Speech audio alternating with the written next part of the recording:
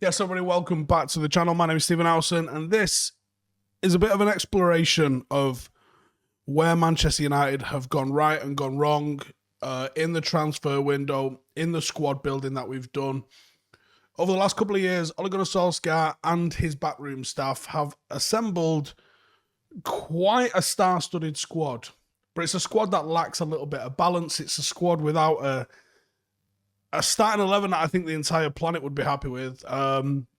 It's also a starting 11 that we're not 100% sure what the best formation for it is. We see us playing 4-2-3-1. A lot of people don't dig it. A lot of people would prefer that we would see 4-3-3. And we're going to explore some of the possible options and variations for how Manchester United could get the best out of what we've got, and also some of the issues that we've got with the squad as it is. So let's have a look at them then. So Solskjaer, I believe, wants to play a 4-3-3. I think we saw that on Wednesday against Villarreal, that you've got two very good playmakers and attacking sort of midfielders in Bruno Fernandes and Paul Pogba. And if you can get both of those two players into a team, you've got potentially a very attacking team. The issue with playing a 4-3-3 with this current United side is when it's not Nemanja Matic and it's McTominay or it's Fred, or even if it was Donny van de Beek, they're not, except Matic, good enough. And if you include Matic in that, he ain't good enough because he's not going to do 50 games a season for you. There's no one that can do that. When we are being attacked in that formation, even when it's Villarreal, they walk through the first line of that midfield, which is Pogba and Bruno. They absolutely walk through that. McTominay's better defensively, but he's not... McTominay's really a number 8. He's not a proper holding midfielder. He's not someone that's a destroyer in that position. He's not even someone like a deep line playmaker with great defensive awareness like Michael Carrick was. He's just really a number 8 that's got some really good physical attributes, so we think he can probably do the defensive job. I think there could be a number 6 in him, but he's got a lot to learn, and it's at Manchester United, you kind of need to be the thing, not learn on the job to be the thing. You can probably come into this side as a winger and be afforded little responsibilities, just go and attack, play your game, but every single other position, particularly centre midfield, particularly number 6 and centre half, if you come into the team in those positions, you have to be bob on because it's the mistakes that you make. Really, the mistakes that you make as a winger, we didn't score the goal we should have, you didn't take the opportunity you should have, they're not catastrophic. Defensive errors are catastrophic. That's why you don't see keepers just coming in for 5 minutes at the end of a game to get minutes, or centre-halves coming on like, Ted Mengi or someone just getting 5 minutes at the end of a game, because all the good work the team's done for 85 minutes can just be undone by a simple mistake, which is an experience mistake and a positional mistake that you have to build up elsewhere. You can't just, you need to have that fully formed before you come into the team. When Ole first set up at Manchester United, he set up in a 4-3-3. It was trying to play out the back with Phil Jones, and it was relatively successful, actually. And the midfield three was Matic, Herrera, and Pogba. Pogba was the attacking midfielder in this situation. Herrera was the legs, and he would shuttle forward and shuttle back. And Matic was the defensive linchpin that would organise and move people around, and Matic could play out. That was extremely successful for Solskjaer in that initial sort of interim reign that he was part of. And then Manchester United signed Bruno. And I think there was a desperation to bring Bruno in, for one, because United needed something. And I think there was also a possibility of Paul Pogba leaving, because that was all the noises that his agent was making around the time. They've been making them prior in the summer, but the offer never came in properly. They've been making them continually around that time. And I think Manchester United saw Bruno probably as a Paul Pogba replacement. Now, Paul Pogba has not moved on, and you're left with two very, very large assets in the team that are slight different variations of a very similar sort of positional sort of fulfillment in the squad. They're not identical players by any stretch of the imagination, but they sort of fulfill a similar sort of position, albeit done slightly differently in the squad. So if Bruno takes the Paul Pogba role, if you look at the 4-3-3 and all his interim reign, that means you're going to ask Paul Pogba to do the Ander Herrera role. And that's not in Paul Pogba's makeup. Really, McTominay's better suited to that role, being the legs man. Wheels and the legs man. McTominay's better suited to doing the Ander Herrera role. Now, he's not as good as Ander Herrera. He's not as progressive as Ander Herrera was. That's really the role I saw for Sal Niguez, really, is doing that role. But you've still not sorted Matic out. Now, Fred's not Matic. McTominay's not Matic. Fred and McTominay combined almost gives you a little bit of what you got out of Matic, which is why that you see so much of Fred and McTominay. Now, let's have a look at the defensive stats here for Fred and McTominay. And let's compare them to Donny van de Beek, for example. So, as we can see, let's just look at the defensive side of their game. So when it comes to pressures, Donny van de Beek there's in the 38th percentile. For pressures is in the 52nd percentile, which is his highest defensive contribution stat. For tackles, and then interceptions, blocks, clearances, and aerials won 29th, 27th, 21st, and 30th percentile. All of these are in the red. These are not strong attributes of what Donny van de Beek is. Let's look at the attacking side of the game here for a second. Donny van de Beek, what is he good at? Expected assists per 90. He's got 88th percentile. Means he's in the top 88% of world football. He's in the mixer for that. 90% for 90th percentile for dribbles completed. 97th percentile for touches. 94th percentile for progressive passive receive. Means he gets into positions to be able to receive the ball well. He's also in the 72nd percentile for pass completion. These are the best attributes of Donny van de Beek. That's what he's all about. When you look at his defensive side of the game, it's just not there. It just really isn't there. Progressive passes, he's in the 12th percentile. That's not someone that dictates play. He's a little bit higher for progressive carries, suggesting that he maybe likes to dribble a touch. When you look at what he offers, really, it's actually closer to what Paul Pogba offers. When you look at, let's put them side by side, but Pogba just obliterates him on these. So clearances and aerials won. Pogba's in the 84th and 92nd percentile. When it comes to pressures, yeah, Pogba's around about the same as Van der Beek. When it comes to tackles, he's actually worse than Van der Beek. When it comes to interceptions, similar. When it comes to clearances, Pogba's way ahead. Blocks is similar. It's a little bit less than Van der Beek is. It's Pogba's worst thing. He's in the 9th percentile for. But then when you look at everything else about Pogba, non-penalty goals, 86th percentile. Non-penalty expected goals, 84th percentile. Shots, assists, he's in the 99th percentile. That's Pogba's strongest part. Expected assists is actually, he gets more assists than he's expected to. Shot creating actions, 94th percentile. This is elite. Dribbles completed, 97th percentile, elite. And this is per your position as well, by the way. And Van der Beek and Pogba are classed as midfielders in this one, or attacking midfielders and wingers in this one. So when you look at the progressive passes received, very similar. When you look at touches, it's very similar. When you look at the dribbles completed, Pogba's a little bit higher.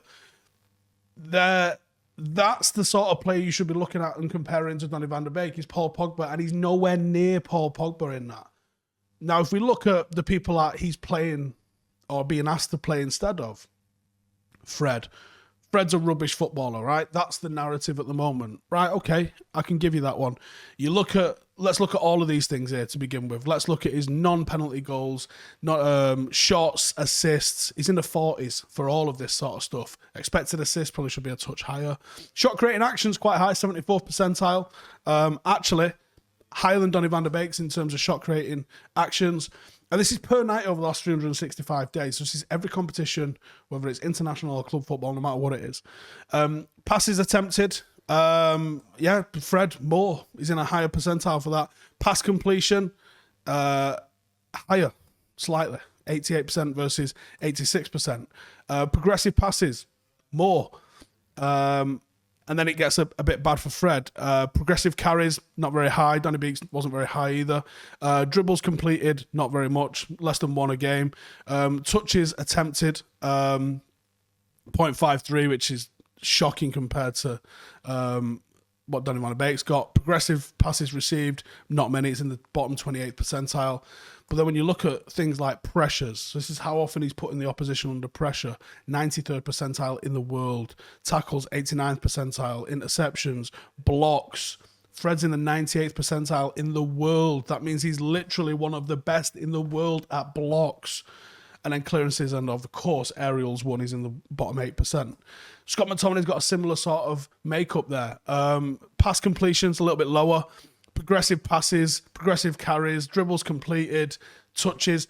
These are all quite ordinary, on the above average kind of sense of stuff with these. Pressures, not very high from Scott McTominay, 18th percentile. Tackles, 38th percentile, not very high, 1.96 per game, which is a bit less than Donny van de Beek. But then you look at his interceptions, 86th percentile, blocks, 84th percentile, clearances, 83rd percentile, aerials won, 77th percentile. So these are the things. He's nearly twice as many interceptions and blocks, nearly twice as many clearances, or more than twice as many clearances. The reason Scott McTominay and Fred are preferred over Donny van de Beek in that role is Donny van de Beek is essentially a Pogba-style makeup of a player, and you're asking him to sort of sit back and dictate. We've seen Pogba being asked to sit back and dictate in there, and he doesn't look great when he's doing it. These are the reasons why Donny van de Beek cannot be the number 6. Now, there's still more to this. There's a lot more to go into this. So, United are desperate for the number 6. To make that 4-3-3 work, we need a number 6. That's not going to help us this season. So I don't think we're going to see that. And one of the main issues is with this whole thing is Manchester United have got a complete embarrassment of riches in the forward area. And when I look at some of the signings, I think Bruno was signed as a replacement for Paul Pogba. And Paul Pogba is still here. Now, that might be the solution, is to allow Paul Pogba to leave. I don't want that. I actually think there's a way to keep Paul Pogba because he's absolutely phenomenal. You got to find a system that works for these players rather than go, I play 4-3-3 and I'm just going to keep forcing it until it works. We had Cavani. Cavani's a different striker to Cristiano Ronaldo, but they fit the same profile of player and same role in the team. We had Cavani. Cristiano Ronaldo became available. And now whether it was to stop Manchester City signing him or simply because he was available, United had to get Ronaldo. And I'm not going to get into the politics of why or the reasoning behind why. Simply is we had to get him. So we got him because it's fucking Cristiano Ronaldo. Now, the issue that you've got is you've got Cristiano Ronaldo and Cavani that both need to be playing and both deserve to be in the team. And you've got Paul Pogba and you've got Bruno Fernandes. We've not even touched on how effective as an individual Bruno Fernandes is at football. The guy's shitting goals and assists left, right and centre. We've come up with this 4-2-3-1 formation to fit him in because we would have played with a 4-3-3 otherwise. We've made him the number 10, and at times he plays like a second striker. He's right off the phone. He literally plays the same position Cantona plays. He's basically a striker. He's not really a midfielder. He probably just could play there if he was asked to play there. But the formation we play, the 4-2-3-1, is literally set up to get the best out of Bruno Fernandes. The problem with that is there's nowhere for Paul Pogba to go into this formation. Paul Pogba needs to play as the attacking number 8 in a 4-3-3 that's got a bit of balance. A 6-8 and a 10. And in that, Paul Pogba was the 10, but he actually was really just a left-sided number 8. But he was allowed to drive into that space where a 10 occupies. Now, you try and do that with Bruno as your 10 and Pogba as your number 8, and you lack the legs. Which means that you need someone that's going to be able to provide the legs. Okay, well, let's get someone that can provide the legs. Well, that's what Fred's there for. But if you have someone that provides the legs, who's going to do the deep line playmaking? And that's the issue that United have at the moment, is that no one can collect it from the defence and turn and start our play off. We don't have that world-class player that can take it from that deep position and move it forward. So we kind of play this weird hybrid where it's McTominay and it's Fred with Bruno ahead of them. Now, last season, it didn't matter so much because Paul Pogba was injured for such large parts of it that when injuries happened to other players, we made it work. We brought him in alongside Matic, we brought him in alongside Fred, and we figured it out. But if everybody's fit, someone has to sit out. And politics dictate that someone of Paul Pogba's stature is not going to sit out. Right or wrong, you can argue amongst yourself, but that's a fact. Cristiano Ronaldo is never going to be asked to sit on a bench. And Marcus Rashford's not even fit yet. And I think politics dictates that he probably has to start as well. And let's not forget about the £75 million winger that we've just signed. So we play 4-2-3-1. And I can tell 4-2-3-1 is not only going to Solskjaer's plan to play at the moment because Paul Pogba is played on the left-hand side of that. You can't tell me that when Marcus Rashford's fit and when Jadon Sancho's fully match fit, which I think is the issue with him at the moment, that Paul Pogba's going to persist on that left-hand side. Now, I quite like him in that role because he's freed up and he drifts centrally and is allowed to play make in a really positive area that he's able to get the best thing out of his ability, which is his assisting and his final ball. The issue is, you've still got Bruno in here. He's the one that's really playing in the 10. And you do need to put some wingers in because it's narrowing our play a little bit. In a 4-2-3-1, you can get away with a lot of things. It allows you to play McTominay as your box-to-box, even though he might be on a deeper line, to babysit Fred a little bit. Fred's just not on the same level as any other midfielder in this United sort of midfield. He really is a couple of steps down from Matic, probably even from Van der Beek. But Van der Beek's not competing with Fred, really. This is the issue. Van der Beek's competing with Pogba and Bruno and probably Jesse Lingard, who we've not even mentioned just yet. And Jesse's an option when maybe you're going to be behind in a game or maybe last 30 that you want to step the pace up, swap him in for Bruno perhaps, and maybe press from the front a little bit, even though Bruno is phenomenal at his pressing. Pogba is more of an 8 and a 10 in a 4-3-3, which means when you pull him all the way back to that sort of gun line as a number 6, he's less effective. Pogba is more effective in the opposition box. Now, because he's good in the air, because he's pacey and has got a good engine on him, he can play there, but you don't get the best out of him there. You're getting a 6 out of 10 Paul Pogba when you pull him back. As we've already said, Matic is old. So this double pivot that people are kicking off about, it's not 2 defensive midfielders. It's never been 2 defensive midfielders. It's 2 players that are playing a bit deeper than the rest of the midfield because Bruno thinks he's a number 10, essentially. And it almost looks, or he thinks he's a second striker. It almost looks like an old school 4-4-2 at times, especially when you've got possession in the opposition box. And it's needed, though, because we saw how simple it was for people to walk through the middle of us. You have to have that deeper second midfielder in there. Unfortunately, Scott McTominay is not the man to be the single pivot number 6. So, and also, if you play the 4-2-3-1, okay, Ronaldo starts. Well, where's Cavani going? Well, let's move Ronaldo off to the left, play Cavani down the middle. All right, cool. Well, where's Rashford going to play? And that's led me to think maybe a 4-4-2 diamond could be an option for United. Reasons why? Well, it's strong through the middle. It will prevent us having that weak sort of centre that we see in a 4-3-3 and occasionally in a 4-2-3-1 where teams just absolutely blast through the centre of us. It allows us to get both our offensive and defensive midfielders into one system. You're still going to have to probably play Fred or Matic at the base of the 6. I'd probably opt for Matic because he doesn't need to do anywhere near as much running when there's 4 midfielders in there. And you can play Pogba on the left of it, where he likes to play, and you can put McTominay on the right, meaning McTominay can still do a lot of the legwork. And you can put Bruno where he likes to be at the tip of that. Now, Bruno at the tip of that means he's going to get forward anyway. He still thinks he's playing number 9 in this. But United don't have the personnel to play this because we didn't manage to bring Trippier in the summer. If we'd have bought Trippier in the summer, I could think that this was something that United was trying to do.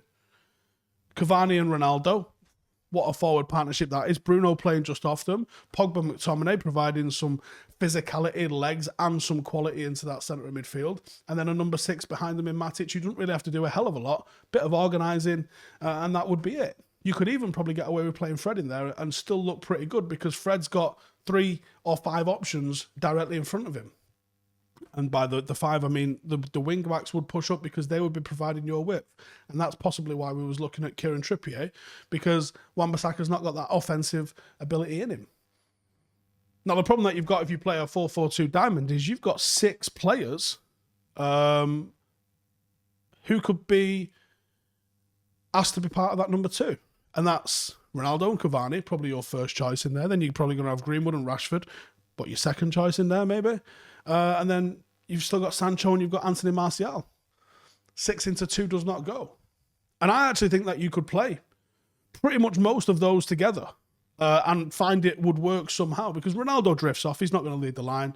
Cavani's extremely key to this, and he would lead on the line, but you could play Ronaldo alongside Rashford in that. You could play Greenwood alongside Cavani or Ronaldo in that, and I think it would be fine. You could play Sancho alongside Cavani in that, or even Ronaldo, and it'd be fine, because you're always going to have one that wants to push on and lead the line in that, and one that maybe wants to dictate and drop and get involved in play a little bit. Sancho's the one that really misses out in this, because he's the only one that's a proper out-and-out winger, and you're playing a formation that doesn't really suit him. Another one which, people have been talking about as a potential formation change that United could go to is a three at the back. A three at the back eliminates the need for that world-class number 6, because maybe we've got a stronger defensive backing in the centre-half area. Now, maybe if we went to this, Wan-Bissaka right-hand side at centre-half, Varane in the centre, Maguire on the left of it, or even you could flip it the other way and have Luke Shaw on the left side at centre-half. He's been very effective there. You could push out to either Telles or Luke Shaw at left wing back, but then who plays right wing back? You're not going to put Sancho there. Is this why we wanted Kieran Trippier? Could Ethan Laird come back and be this guy? He's extremely offensive as a fullback. Then it allows you to probably play a McTominay and Pogba midfield without the need for someone else that's even more defensively minded for them, because they've got 3 centre-halves behind them. Still allows you to play Bruno in the place that he wants to play. And then you can play your Cavani, Ronaldo, Rashford, whoever the fuck you want as part of that forward too. Quite clearly, there's been a disconnect in the plan. We've brought someone in that we thought we needed. Yes, we need a right winger. We are fucking desperate for a right winger. I think the entire United world supporting fan base would agree. We are desperate for a right winger. Ronaldo's available. What? We'll have to get Ronaldo, won't we? How can we not get Ronaldo? Okay, get Ronaldo then. All right, cool. What are we going to do with that winger we just bought? United have got an imbalance. We have got an embarrassment of a certain forward in a certain area, and a drought of certain players in certain areas.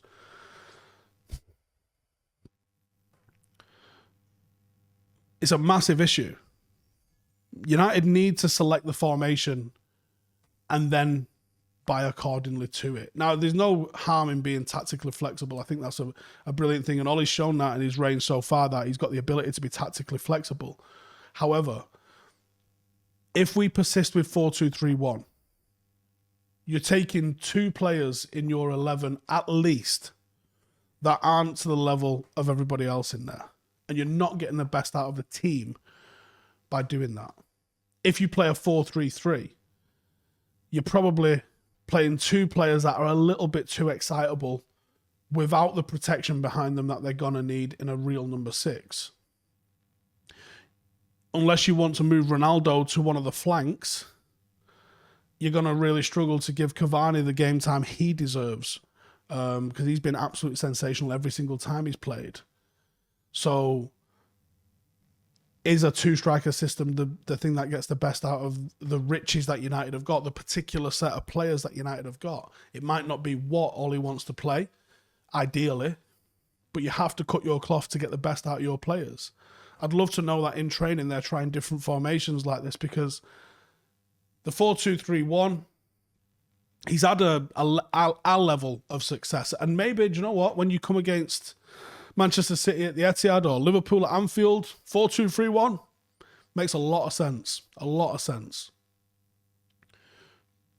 And I don't think it's 2 defensive midfielders. You look at the average positioning. You play Norwich at home and we play a 4-2-3-1.